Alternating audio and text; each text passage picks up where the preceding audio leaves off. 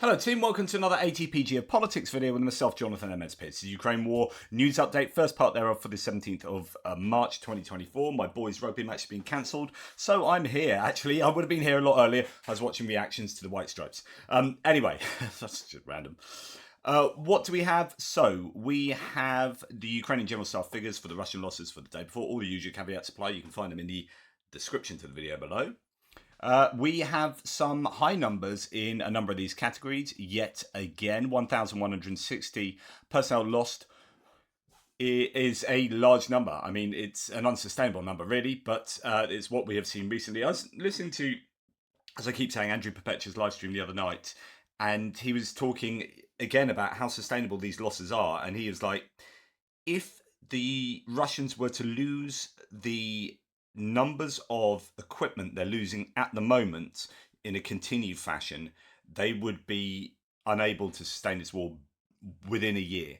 I know, it's just his opinion, anecdotal, whatever, but he's actually got a pretty good handle on the numbers of equipment. Now, he said that they aren't going to lose the Avdiivka level losses they have done in the last month or so in a continued fashion, because they're not going to keep doing that same activity. But it is testament to the vast numbers of equipment they're losing, and also personnel alongside with that. He said he admittedly can't get a handle on the personnel numbers. It's much more difficult for OSINT community members to do stuff like that. As I said before, the numbers in the General Staff figures I think are somewhat accurate, and I think we can justify the numbers with reference to open source intelligence materials and imagery and videos that are coming out, but we can't really do that with personnel. There's too much guesstimation in that from the Ukrainian units that are providing the General Staff with their claims. I think, if you hit an IFV, you don't know how many people are in there. If you hit a building, you don't know how many people are in there. If you so on and so forth. There's a lot of guesstimation, whereas if you hit an IFV just in general, you can see that that's one vehicle and it's broken down. That's damaged. That ain't going anywhere, or it's destroyed, or it's abandoned, right? That's very easy to submit and be confident in submitting to your superiors and to the General Staff. Personnel is a whole different kettle of fish. 11 tanks, also worth mentioning, as NATO said recently, the statistics for the Russians have spiked of late. They are claiming, and indeed Dom Nichols from the Daily Telegraph Ukraine, the latest podcast, said in Friday's episode that had spoken to Western officials who'd also said that the Russian losses recently have been particularly high. So that it is a general agreement certainly among the Allies that this last month to 3 months have been pretty tough for the Russians. Okay. So 11 tanks, 24 armoured personnel vehicles, and 28 artillery systems is fairly high across those categories. And then we have one anti-aircraft warfare system, 49 vehicles with fuel tanks, a very high number, and then 11 pieces of special equipment, also high in that category. So a fairly challenging day for the Russians again. Now, yesterday we didn't have Andrew Perpetua's list of losses for both sides across the socials. I think this is, which was from yesterday. This is March the 17th, and this is March the 16th. So let's go over yesterday's figures first. These are closer to parity, just a few more for the Russians than the Ukrainians. It's been a little bit up and down lately. There have been some days where the Russians have just, was it 3 days ago, when it was sort of 10-1 ratio Russian to Ukrainian losses, and just the sheer numbers were insane. But anyway, here closer to parity. The Ukrainians have lost some recovery vehicles. Those were north of the border. They're the Free Russian Army losing those by all accounts. 3 engineering recovery vehicles. We've got a couple of howitzers, boats, a number of tanks, T-64s and unknowns, a couple of IFVs, a couple of APCs, the M113 old American one that a number of nations have provided. They're 10 a penny around the world, and there's a lot to draw from. Pretty old though, but useful for the Ukrainians. Just that's not a huge haul of valuable losses, apart from those recovery vehicles, are quite rare, and so that will hurt a little bit. The Russians have lost an electronic warfare system. I don't know the value of that. 4 surveillance and comms bits of equipment, a few tanks, artillery piece, and then yet again it's the infantry fighting vehicle category that has just the largest number of losses in it, and then we have some APCs, trucks, and ATVs as well. There's a Cross 1000-3, that golf cart that's come from China. I think again the Russians, losing on quantity, obviously, and that creates its own sort of quality and value in and of itself. But it's a much closer set of stats today, about 1.5 to 1 ratio. And then that was yesterday. Sorry. And then today's stats are a lot more in favour of the Ukrainians. That's about a 5 to 1 ratio. Thereabouts, although not as many as we have seen previously. And it's interesting that a couple of Starlinks are listed here. I don't know if that's worth doing. I don't know how much money they, again, as he sometimes includes drones on here, I'm not sure I would. But if you're going to include comms equipment, then I guess Starlink falls into that. The Ukrainians, though, only a few bits and pieces lost there. Five items. One is a striker that's destroyed. That's the American provided APC. That's interesting by point of fact that not that many of those have been lost. And then for the Russians, we've got a multiple launch rocket system in the artillery, a few other bits of artillery and a couple of tanks. Not as many IFVs today, a few APCs, a few trucks and ATVs and civilians. So it's kind of like a mix across all the categories, not a huge number in each category, but in total they've lost a lot more than the Ukrainians. So that's the kind of day that the Ukrainians would like. In terms of the ratio. Then we can refer to a Forbes article where Intel Schizo here talking about Forbes article. Remember that Forbes article last year that found Russia had spent $25.6 billion on compensation to families of deceased soldiers and $21 billion on compensation to the wounded? Well, Putin has previously signed a decree early in 2023 ordering the payout of $68,800 to the families, that's US dollars, to the families of deceased and $41,300 to soldiers that are wounded. Using this, we can get a glance at potential Russian casualties, assuming zero corruption, money laundering, and that all funds allocated were properly paid out. According to the expenditure of the Russian government, they have conducted payouts to the next of kin for 372,093 soldiers killed in action. According to expenditures by the Russian government, they've conducted payouts to 508,474 soldiers wounded in action. According to Russian expenditures, Russian casualties in the past 18 months are as follows: KIA 372,093, wounded in action 508,474, total casualties 880,567. Well, the update to that figure is not 508,474 injured, but for 507,000. So that was the initial calculation, and then this is referring to Medusa, who is one of the exiled media agencies from Russia. Russia added 507,000 disabled men between 31 and 59 to its pension and insurance rolls in 2023. A huge jump reflects mobilized men wounded in Russia's war on Ukraine. So that's not all going to be from the war. We'd need to know what they'd add on a yearly basis anyway. What's the average number of people that just get disabled in general society? But this is really significant.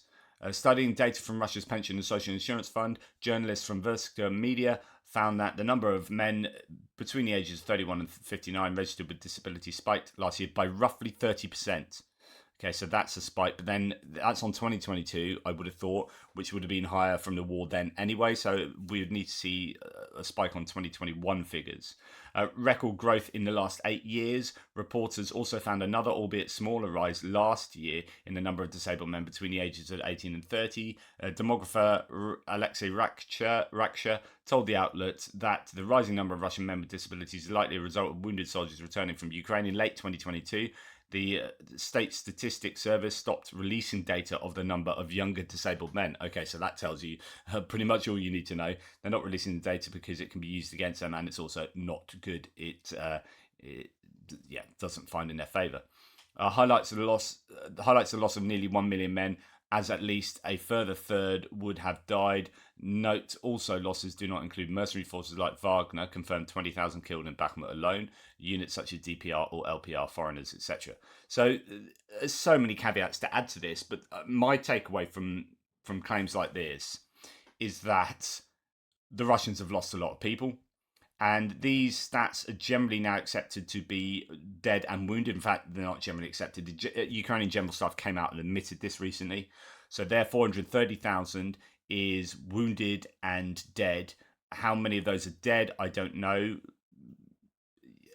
You could say 100,000 dead, 330,000 wounded. But then you've also got this to throw into the mix, which is that a vast number of people have been registered disabled as a result of the war, and some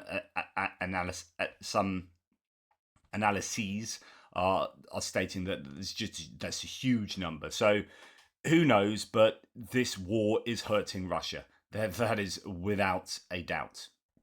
Right.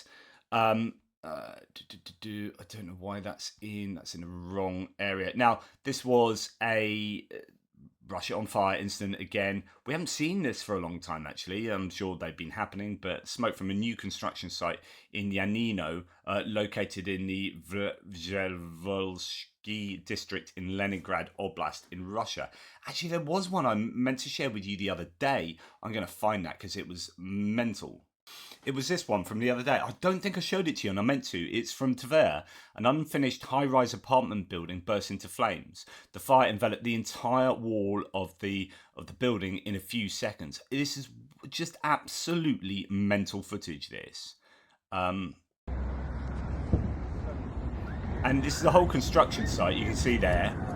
But, I mean, goodness me. Absolutely insane. Just incredible.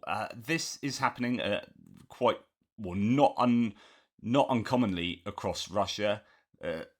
New builds, construction sites do seem to go up in flames a lot more consistently than in other countries I know, such as, say, for example, the UK. I mean, goodness me, this would be like a massive news. That is just an insane fire that's enveloped the whole of that building. Game over. Wow, just incredible. Anyway, I could watch that for a long time. Not that I'm like impressed by fire; it depresses me. All that, pollution going up into the atmosphere. But my goodness, that bad boy went up in flames. So anyway, these kind of instances still happen across Russia, and I'm sure are causing them something of a headache. Right, moving on to not too much to report otherwise, not too much footage to refer to. Ukrainian air defense shot down 14 out of 16 Shahed drones during the night, so that's a pretty good interception rate. The military also reports an attack by 5 S-300 guided anti-aircraft missiles on Kharkiv and Donetsk regions, as well as 2 Kh-59 guided missiles on Chernihiv region. So they are still throwing in things like the S-300s that are very difficult to shoot down and cause quite a lot of damage to the Ukrainian settlements that they slam into on a routine basis. Kharkiv just getting far too much untoward attention. Speaking about Kharkiv, I interviewed someone called Anna Paraskova almost a year and a half ago now. I've just reached out to her again to see if she wants another interview. So this week, hopefully, I'll be speaking to her. She's a Ukrainian based in Kharkiv. I don't know where she is at the moment. We'll get an update from her. On the night of the 17th of March, as mentioned, 14 out of 16 drones shot down. The remaining 2 drones damaged mothballed agricultural enterprises. That to me sounds somewhat like Ukrainian spinning that. I don't know. Maybe they did strike some agricultural enterprises that have been mothballed and therefore completely pointless targets. But that could be the Ukrainians selling that as, rather like the Russians say, we shot down every single drone. I think the Ukrainians are very honest about the drones they shoot down, from what I can gather, and that's why you see just a really large variety of stats that they give. Sometimes it's bad news, and they say we've only shot down 15 out of 32 drones, and that's been a bad night, and they've been hitting particular places without that coverage. And then other nights it's 100%. So I'm fairly okay. I'm fairly confident that the claims and the numbers they shot down are fine. But what they generally do is they don't tell you where they've hit for obvious reasons, OPSEC and all that. Or if they do say, it's like the claim that it's not useful, or that they've hit residential areas. So very rarely do they say they've hit really important targets. On the other hand, 35 Ukrainian drones attacked the Krasnodar region, so that's down by Kerch Bridge sort of area and south of there. Moscow region, Yaroslavl, Kaluga, Belgorod, Rostov, Oryol and Kursk regions. I don't know whether 35 is accurate, because I have a feeling they go on, they continue through the night, sometimes into the morning, and I don't know that anyone has a real handle on how many are actually sent. The most massive attack, according to the intelligence officers, was the Krasnodar territory that saw 17 drones attack it, and that's another oil refinery being hit in Slovyansk na Kuban in Krasnodar Krai. We can look at some of the details of this. So, drone attack is reported on Slavyansk na Kubani, Krasnodar region of Russia. Russian media claim that at least 5 drones attacked a local plant. No details yet about what was targeted, 290 kilometers from the front line. And then later on, the Slavyansk ECO refinery, with a capacity of 4 million tons of oil per year, was attacked by drones, and there's footage of that burning. Location of that is 190 kilometers from the front line. So there's your Kerch Bridge, inland a little bit from there. And you can see that, that's where they've been targeting. And there's lots of other footage coming out of that, and the strikes on the refinery. So that looks a really significant fire burning there. And again, you can assume that refinery is going to be at least somewhat out of action going forward. More footage here, at least 5 explosions. I don't think there's anything else that we need to add from there. And this was part of the footage you've seen, but translated by Ward Translated. Just quite interesting. Looking at this. And you can hear another one. One more. You can hear that moped. Где ПВО? What air defense doing? Вот, летит, видно его. Look, they're flying. Со стороны Украины, с нашей стороны откуда летят. And that's interesting. They're not flying from Ukraine. They're coming from our direction. But of course, they could be doing a circuitous route. Said it's a huge one. Oh, this will be huge. And then it does eventually hit. But no air defense is working. What air defense, bro? You see, that's interesting, so that's why I'm showing you this. It's coming from our side, not from the Ukrainians. I don't know, it could turn around. In other words, it could be taking a dog leg of a route or something like that. And then there sounds like they're trying to shoot at it with some kind of small arms fire, but not a lot. Just single shot, and then bang, it goes off. And then you get the eventual sound of that. So yeah, that is in Krasnodar region. It's been pretty testy for them there. And then last night as well, there were strikes on the Domodedovo airfield in Moscow. This is one of the 2 main airports in Moscow. And I don't know that all that much damage was done, but there are people in car parks and panicking a bit, and then there's a warehouse sort of smoking. In Moscow, from the side of the Domodedovo airfield, there is an oil refinery, possibly it's supposed to be the intended target. Fallen drones on the territory of the airfield near Moscow. And then there is this hole in one of the warehouses there. But I don't know that all that much damage is done. There's like smoking warehouses and whatnot. and as you can see, that's very close to the Moscow city area. Um, and there was the explosion as whatever came through that roof and then caused lots of smoke in that warehouse. But yeah, it's a tool warehouse supposedly. Um, don't know how close to the airport that was. Uh, yeah, not. I don't think too much damage there. But again, it could be the oil refinery next door that was the intended target. Now, this is an interesting little, I guess, infographic poster. You can put this up on your wall and cross out, see if you can get a full house. Cross out the oil refineries as they get taken out. And this is what the Ukrainians have done, particularly recently. They are just crossing them off one by one, and it's going to hurt the Russians surely going forward in a major way. Now, as well as that, there were explosions in Bryansk, over the border from to the north of Ukraine.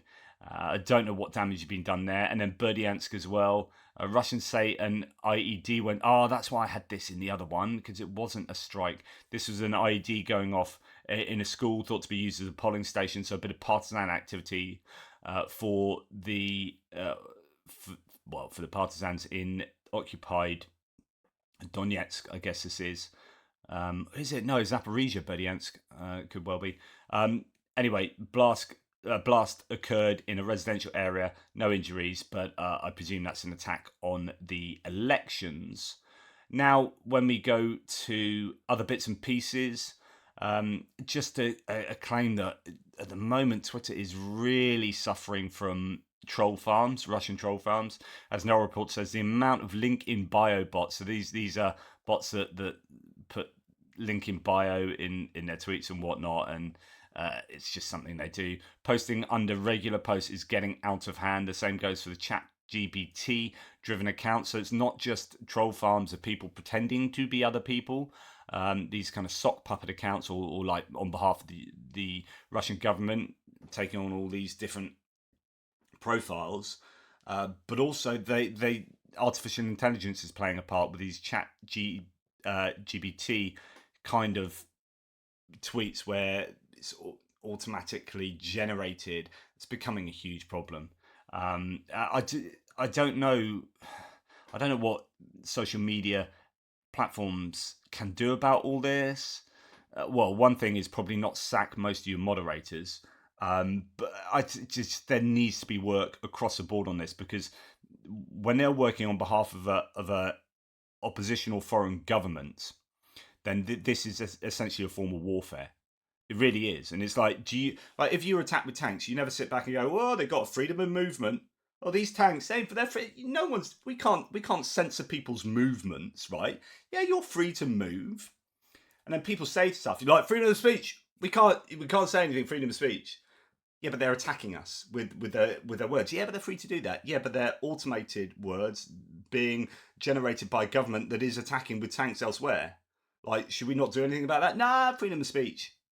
You need to be clever enough to be able to decipher between, what's true and what's not. Hang on, yeah, well, I'm being bombarded by like 20,000 trolls saying X, Y, and Z. Yeah, freedom of speech. And so this is a problem. This is part of the warfare. And if you can sit back and go, "Oh, I really believe strongly in freedom of speech," but I think all you're doing is you are inviting in the influence of a nefarious foreign entity like the Russian state.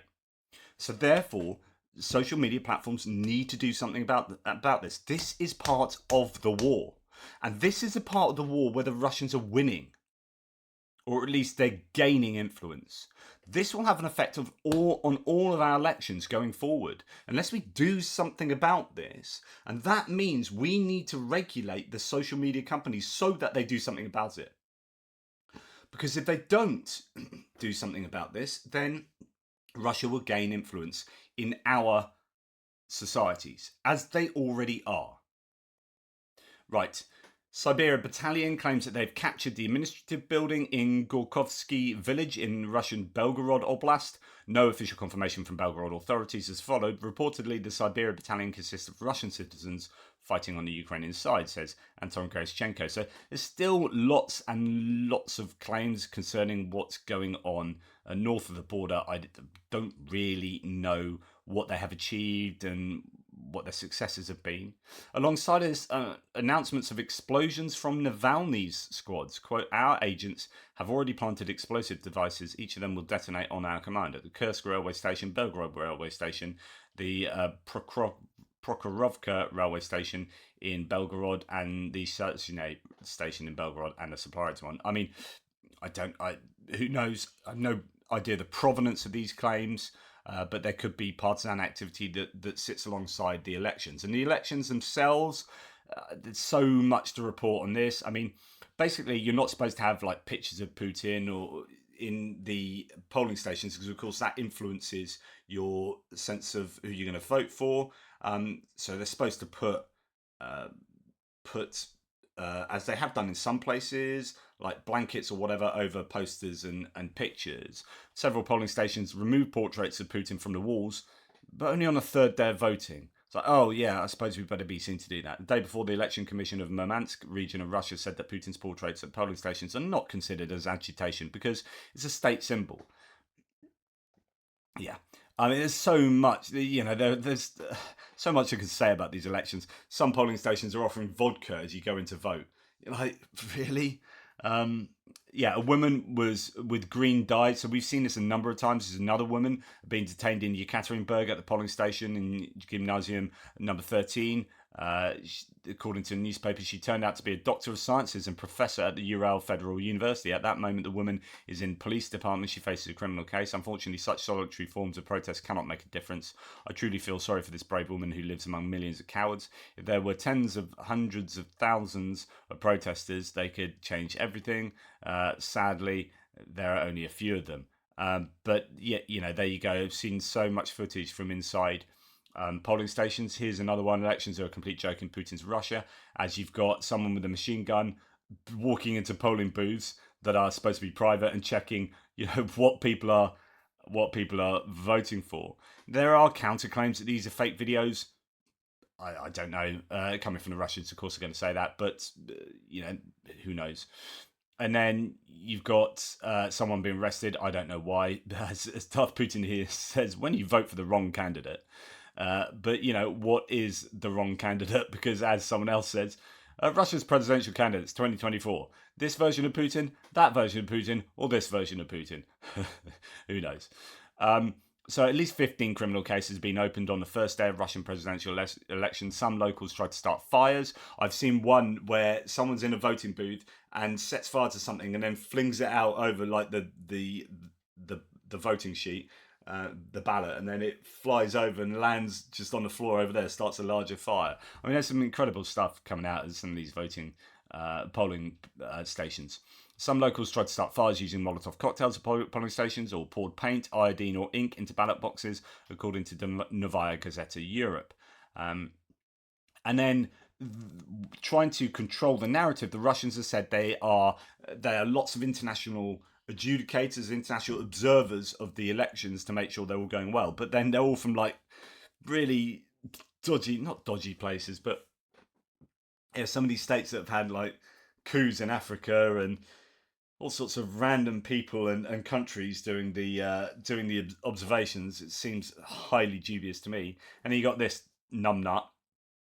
Nothing lower in life, says Alexander Sheber, than someone coming from a democratic country, i.e. the US here, to an occupied blood-soaked land as an observer for a blood-smeared dictator and saying, you know what, it's not that bad. Nothing lower in life. And Pekka Kallioniemi says that a neutral observer and the author of the book, because of course this is what a neutral observer sounds like, The Plot to Scapegoat Russia, How the CIA and the Deep State Have Conspired to Vilify Russia. So that's this chap, Daniel Kovalik. He's told RA Novosti that Kherson Oblast, so he's down in Kherson in occupied Ukraine, that it doesn't feel like an occupied region and that people seem happy, he says, after writing a book like that. And he's an independent observer, is he? I mean, Jesus, Russia, sort yourself out. A few questions. How did you get into occupied Kherson? Were you at any point accompanied by Russian soldiers? Were you invited to visit the Ukrainian Oblast? Was it a paid trip? And there you go. Anyway, that's enough whinging from me. These are clearly not decent elections. These are clearly not democratic elections by any stretch of imagination. This is what a dictator does to remain in power. Anyway, thanks for watching. Please like, subscribe, and share. Take care. Speak soon.